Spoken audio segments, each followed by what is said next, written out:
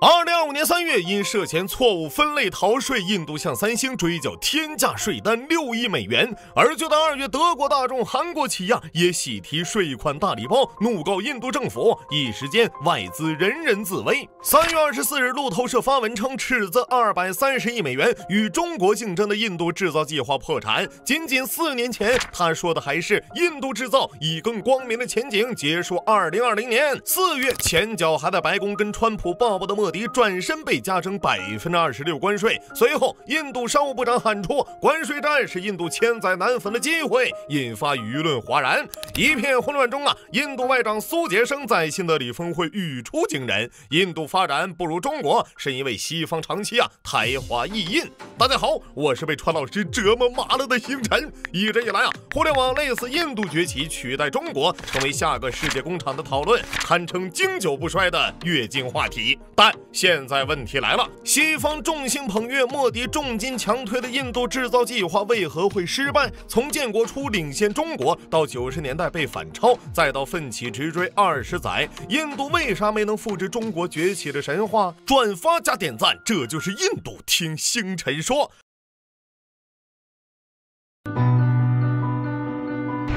Prime Minister Modi today launched a Make in India campaign.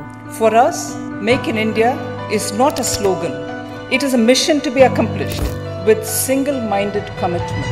2047 में जब देश आजादी के 100 साल मनाएगा, मेरा देश विकसित भारत बन के रहेगा।2014年印度大选，莫迪的印人党击败拉胡尔甘地，麾下长期霸榜印度政坛的国大党加冕总理。小提嘴这位小拉呢，他爹是前总理，他奶呢是前总理，太爷更是印度首任总理尼赫鲁，只有他妈官最小才干了20多年国大党主席。话说回来，在莫迪上台前，不少人就将坐拥庞大人口、巨大市场的印度比作下一个中国，缺钱缺技术，欧美有恰巧此时，中国正在筹备中国制造2025战略，从工业大国向工业强国转型。于是上任之初，莫迪果断提出 The Make in India campaign。目标很简单，建立优秀的营商环境，发展现代化的基建，放宽外资限制，实现到2022年制造业占 GDP 达25%。记住这话后面要考。然后外资又问了政策有了，土地工人价格能不能打下来？能。北方邦宣布首次投资免5年印花税，还斥资510亿卢比启动恒河高速公路。马哈拉施特拉邦则搞了个特殊劳动法，允许工人12小时轮班。特伦甘纳邦承诺15天完成许可证审批，够不够？还有数字印度、机能印度、自力更生印度等发展计划如雨后春笋。还有2015年，古吉拉特邦请来联合国秘书长潘基文、美国国务卿约翰、世界银行行长金庸等一众豪杰站台。就这样，摸着中国屁股过河的印度开始大力招商制造业，此时可谓一片勃勃生机、万物竞发的景象。但印度发展制造业的口号属于量子叠加态。一方面三星、苹果、伟创、OPPO、小米、波音、谷歌、微软、通用、福特、富士康等外资双向奔赴，跑步进印度。另一方面，为了多快好省的建好制造业，印度量身定制了2大政策：发小钱、发大管。2020年，莫迪推出生产挂钩激励计划，预计豪掷230亿美元补贴，鼓励半导体、家电、汽车等14个关键制造业扩大生产。截至2024年10月，吸引750家公司参与，但实际发的激励猜有多少？17.3亿美元，不到总资金的8%。更离谱的是，这钱信实集团等本土企业荣获94%。只能说辛格专员太狠了。更离谱的是这还是个补贴版狼人杀。2025年2月，德国大众收到印度缴税索赔单，原因是海关将大众近年进口的汽车零件整理后发现，不对这哪是零件拼一块几乎是整辆未组装的车嘛。按照印度算法，整车进口关税30%，零件进口只有5%至15%。大胆罚。随后，印度还指控大众利用秘密软件从捷克、德国等地供应商下单整车，拆解为零部件后分批运到印度，以规避关税。大众都哭了啊！2011年我们通报了逐渐进口模式，当时你们同意的呀？啥秘密软件啊？那就是个供销商下单系统。再说了，我要组装好了再来卖，那我他娘的还在这建厂图啥呢？图160吗？众所周知啊，想让印度不坑外资，难度不亚于在表情包界战胜维维老师。印度一口气追缴12年税款，总计14亿美元，大众无奈告上法庭。插一句啊，如果大众败诉，可能面临的税款、罚款加延期利息，总计28亿美刀啊！而2023年，印度大众销售额是22亿美元，利润近1100万美元，这钱得赚254年。同样的，还有印度手机 No.1 三星。其实啊，23年税务局便向三星发过错误分类警告，但三星毫不在意，敦促放弃审查。况且三星声称官员一直了解分类做法，结果2025年印度海关表示我不知道啊，一纸行政令控诉三星故意向海关提交虚假文件。被罚的是这玩意儿，远程无线电头。罚款争议点在它属于通信元件还是电子元件。三星找来4位专家出具专业报告，但法院大手一挥，我们印度人不懂，你们干这个还不懂，这是利用我们的信任，是欺诈政府。罚不缴税款加7名三星高管，罚款总计6.01亿美元。怎么说呢？中国招商引资是养鸡生蛋，把蛋卖了赚钱，印度属于养鸡然后把鸡杀了啊！经常在印度投资的都知道，印度工人呢也不甘落后。2025年2月，在韩国起亚喜提印度1.55亿罚款之际，起亚印度工厂年度审计后再传捷报，发动机被盗了。嘿，您猜怎么着？过去5年总计900多台发动机神秘失踪。至于这些重150公斤的家伙如何被盗，如何安全逃脱监控，一偷5年无人发现。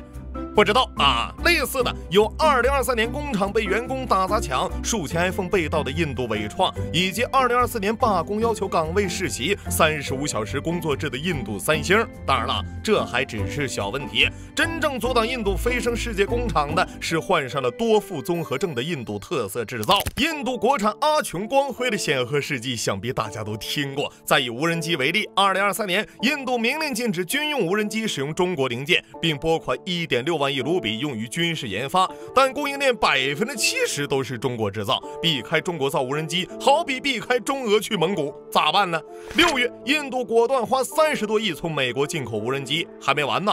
2025年，印度国防部取消400架含中国零件的无人机合同，大概是买到贴牌了吧。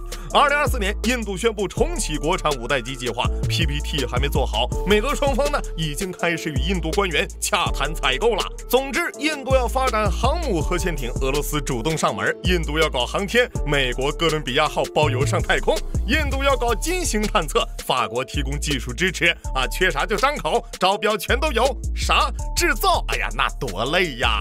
所以，即便把工业外贸就差挂国旗上，但在2020年来，印度制造业占 GDP 份额反而从15.4%跌到14.3%，越努力越掉分啊！不仅如此，印度对华贸易逆差从2020年的440亿美元飙到2024年的992亿，这其中没啥高科技，绝大多数都是低级工业品。此处我有一联，上联工期长罚款上，厂房建好产品偷光；下联政策好口号飘，外资进来挨个开刀。2014年提出印度制造口号时，莫迪曾说，印度的政策要看向东方，连接西方，但中国是怎么发展的呢？一路重重封锁，唯有艰苦奋斗。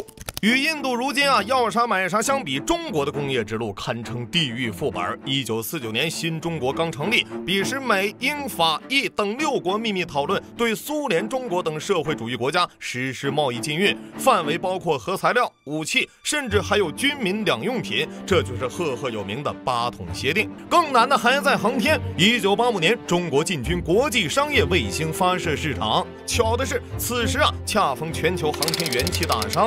1986年1月，美国挑战者号航天飞机失事。2月，法国阿里亚纳火箭发射失利。4月，美国大力神火箭升空后爆炸，活好又便宜的中国航天进入大佬们的视线。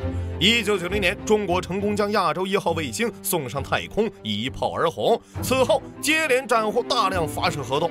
对了啊，里面还有段传奇故事呢。连模型都没有的火箭专家黄作义，仅凭手绘草图和客户签合同，拿合同找贷款，拿贷款造火箭，之后咱们单出一期。但1999年，美国出台考克斯报告，长达872页的报告，通篇充斥着似乎、可能、也许，污蔑中国，窃取美国军事技术，危害美国国家安全，最终将长征火箭占全球发射9%的市场份额一夜清零。2011年，在美国议员沃尔夫的鼓动下，当年国会拨款法案硬塞进特别条款，以反间谍名义全面禁止中美太空科研合作。同年，美国奋进号最后一次飞行，中国记者被挡在发射场外，不准现场采访，不准参加新闻发布会。而奋进号呢，载着中国科学家付出心血的阿尔法磁谱仪。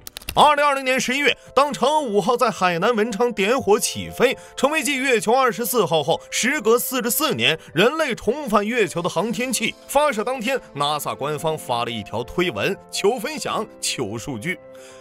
怎么说呢？你不能只在你落后的时候才呼吁数据共享吗？其实我们也想过抄近路。90年代的海湾战争，除了美军眼花缭乱的武器展外， GPS 精确制导的威力更是令世界震撼啊！于是，1994年，我国在财政极其拮据的情况下，立项北斗1号工程。然而，导航卫星的心脏原子钟迟迟无法解决。我们想买，但欧洲不卖。再一个是烧钱。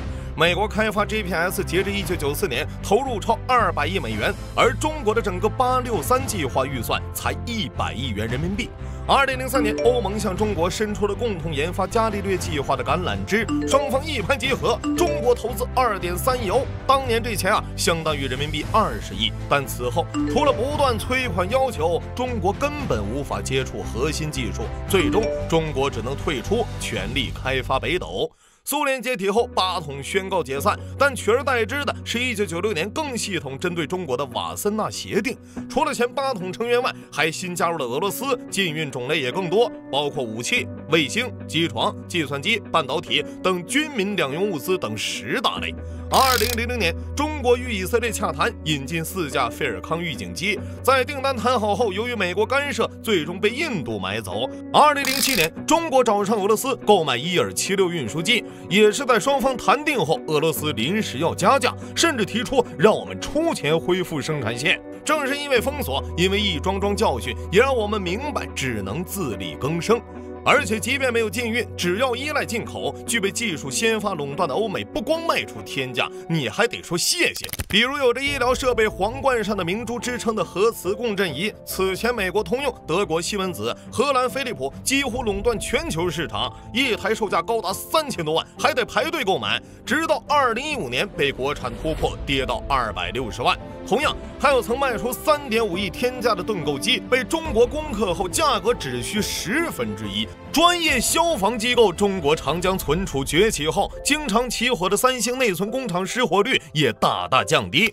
从第一颗原子弹到第一颗卫星，从863计划到中国制造2025，从神舟5号到嫦娥6号，如今我们不仅在太空中造了一座天宫，载人登月的计划也早已提上日程。无论是大到高铁、北斗航母 C919，还是小到螺丝钉、薰衣草、玻尿酸，无论是科研人员还是普通民众，在层层围堵中，华夏儿女始终坚持向前走，向前走，尽管无声熏雨，也要为携飞仙以遨游而奋斗。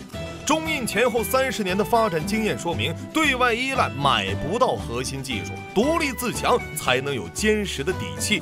从戈壁惊雷到9天揽月，从实验室的孤灯到流水线的轰鸣，从齐民要术的古卷到量子计算机的蓝光，从敦煌壁画的飞天到天宫舱外的星河，5000年文明的血脉里始终奔涌着叩问苍穹的基因，10万万双手掌中永远燃烧着再造乾坤的星火。